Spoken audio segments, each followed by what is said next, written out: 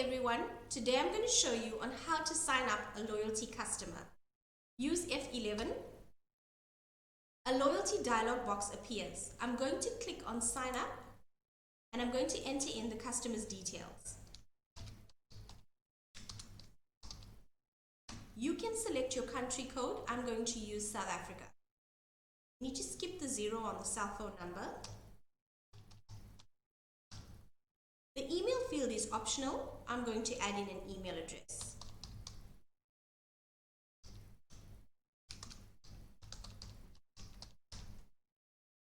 Press F5 OK. I'm now going to insert the OTP number. Press enter. As you see, the customer's details appear. Press enter. And that is how you would sign up a loyalty customer. And that's the end of our training. Please like and subscribe to our channel.